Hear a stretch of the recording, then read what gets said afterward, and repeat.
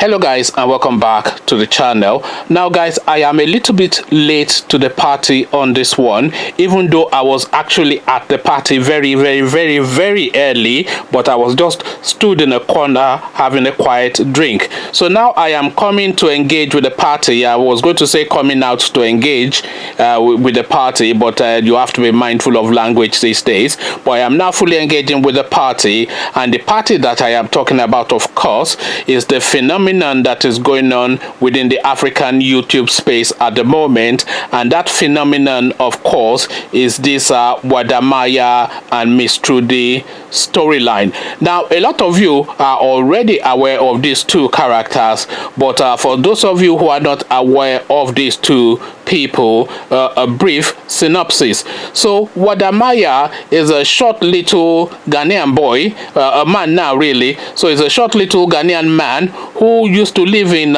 China. So he went from Ghana to China to go study, and then in China he developed a liking for YouTube, started a YouTube channel, and that YouTube channel grew very rapidly because, of course, he learned the Chinese language fairly quickly, and he learned it fairly well. He was quite fluent in it, at least according to him. I don't speak Chinese, so I don't really know, but he seems reasonably fluent in it. So he then used that thing of being a black man and an African man being fluent in Chinese to engage with the Chinese community, and he did videos around this about their reactions to him when he's speaking to them, not only in their language but also with the intonation and the diction on point, etc. So there's a whole raft of videos around that, and this was how this guy really came to the fore within the YouTube space. So I've been watching this short little Ghanaian man for quite a few years now. Actually,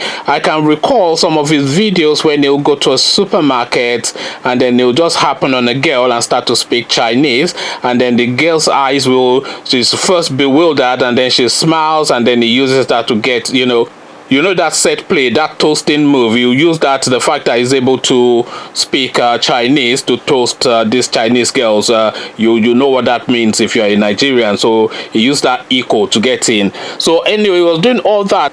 He's quite a vibrant, he's quite an energized, he's quite an high octane sort of person, full of energy. I think he maybe takes a lot of sugar in the mornings to, so like it's like a Duracell bunny. It's like it's like he's operating on some supercharged battery or something. It's like 100 miles an hour kind of person, just all the time, relentless, just energized and always bouncing up and down. He's one of those, So now a lot of people, at least some people, have a liking for that sort of character, and like I said, I've said a few times now that he's a short guy. So he's like a short little guy with a round like face, and he's inoffensive, and then he speaks the language, and he makes himself available for people to engage with. So people engage with him a lot. So his YouTube channel grew around that. So then he came to the end of his studies, and then I think things were going a bit maybe it was a relationship based thing, but for whatever reason he felt the need not to be in China anymore. So he then decided that he was going to do a travel around Africa. I think he lost his father at some point as well, and that was the deciding point for him. So when he lost his father, he then had to make that decision that, do I then follow the path of my study? I think he studied some sort of aerospace type thing. So he then had to make that decision that, do I then follow this pathway, or do I just commit myself fully to this YouTube? Now, to make that decision to commit himself fully to YouTube, he had to regress back to the conversations that he had had with his father, because obviously when he started YouTube, as you would expect in an African setting, his father is I sent you to school to go and learn engineering, not to go and be a YouTuber. This is a diversion, a distraction, etc.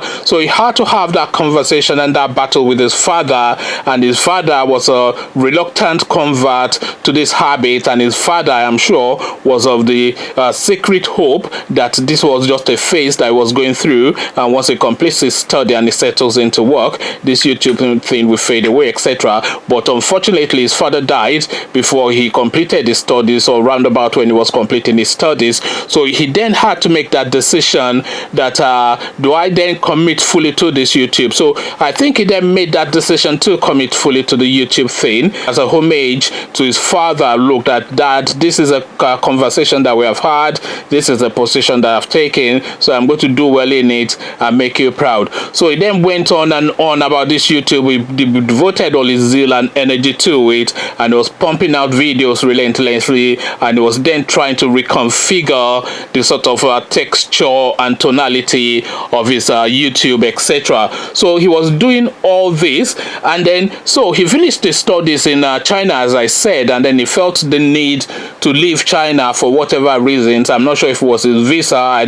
He was dating some Chinese girl at the time. This girl was quite striking, tall and pretty. I was surprised really to see somebody like Wada being able to get a girl like that. But then girls like what they like. But I was surprised that a short little guy from Ghana will be able to get like because in China they don't even have tall girls, but this girl was tall and she was also pretty. So for her then to be dating Wada, so that surprised me. But then of course, you know, he's an engaging character, and he was a YouTube. He is still, of course, a YouTube personality. So I'm sure that obviously weighed into that decision for that girl to date him as well. And he speaks English, and all the Chinese people want to learn. So anyway, for whatever reason, he was dating this pretty girl. Whatever the reasons, I am not quite sure if it was because that relationship fell apart, or because he had come to the end of his visa stay and he needed to reapply for a different type of visa, which he could have done. I'm sure if he wanted to stay in China, he could have, because he had enough groundings within the country to have done that. But for whatever reasons, he decided to make his journey back to Ghana, and obviously got to Ghana, and Ghana was still Ghana. He then thought, oh, there must be more to life than this. So he then decided to go on this African expedition where he was traveling around all the African states to go and so I can introduce their culture to a wider audience. So he was doing this, what he tagged Africa to the world sort of project. I think it was a bit of a nonsense that he came up with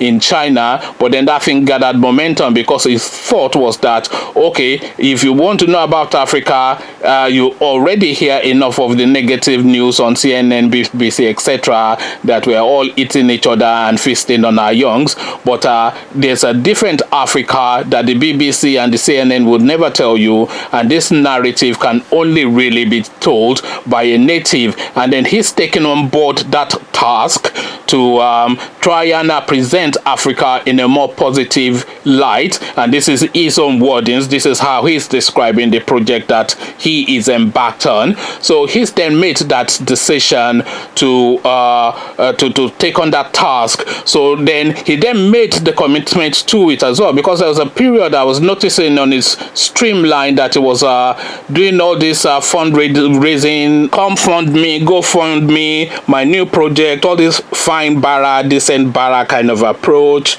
you know, come fund me but begging, you know, kind of, you know, he was doing all that.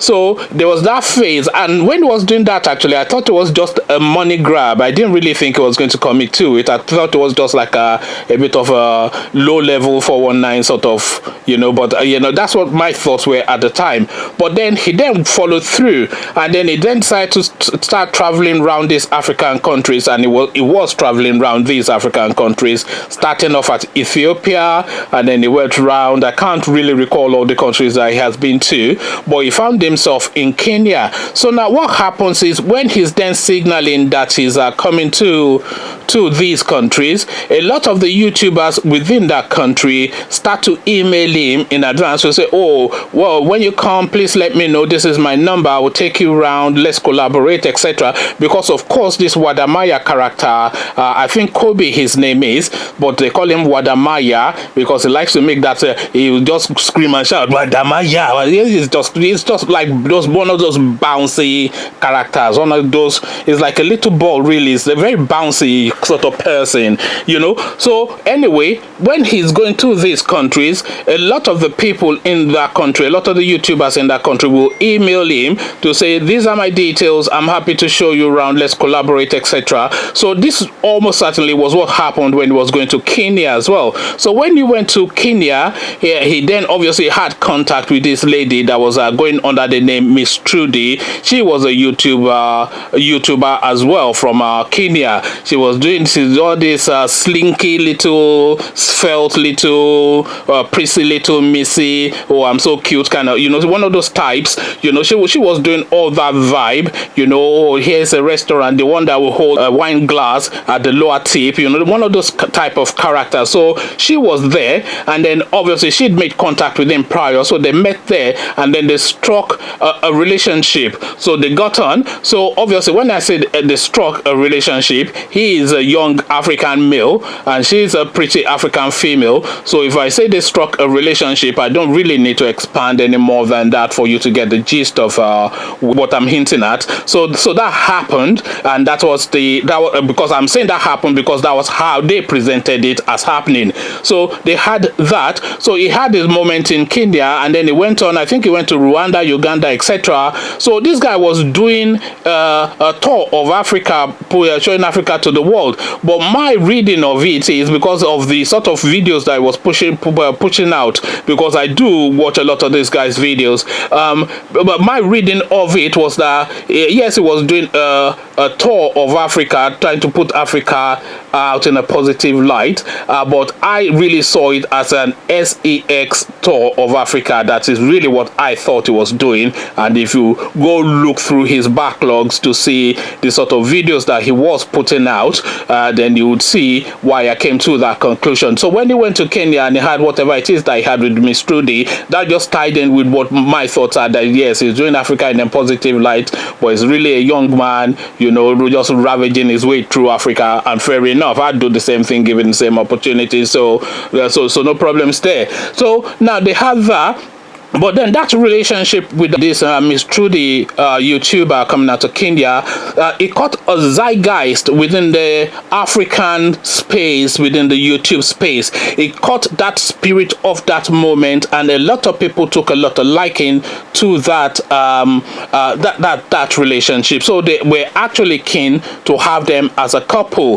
The YouTube community, especially the African YouTube community, was especially keen to have these two as a couple. But then obviously he was traveling through Africa, so when his time was done in Kenya, he just went off again. I think he went back to China, and then this girl now, she now caught that travel bug too, and she started traveling around Africa. So this girl now put out a video that actually, let me just reverse it a bit. When they were in Kenya, this girl was hinting at the fact that she wanted a relationship, but this Wadamaya character was putting out smash and run vibes, and she was putting out relationship vibes, and people were then so like having their input into what they think was going on between these two elements, this Ghana boy and this Miss Trudy lady from Kenya. So they had all that. So he went off to China after that, and he thought, oh, I'd escaped the situation there, and he thought this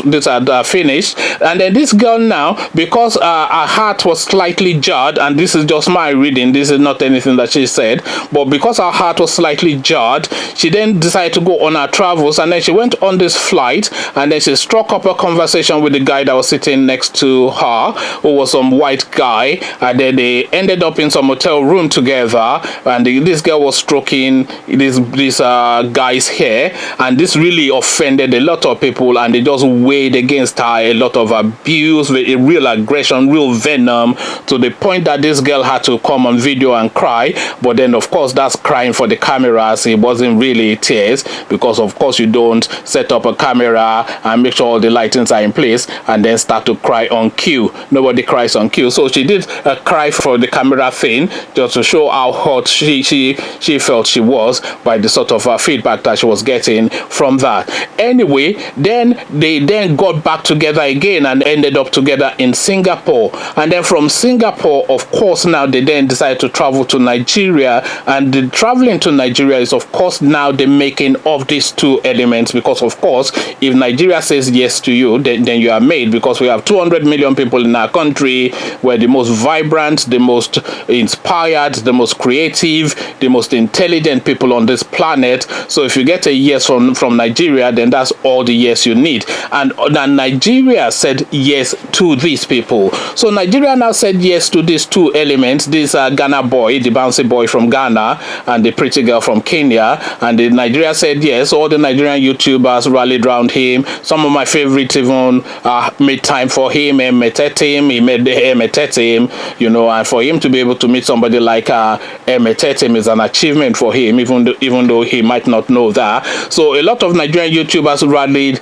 around him, and they showed him a lot of love. They showed him the beauty of the country, and he fell in love with Nigeria, and he couldn't stop gushing about how warm and beautiful and fantastic Nigeria is. But of course 200 million of us already know that Nigeria is the greatest country on the planet.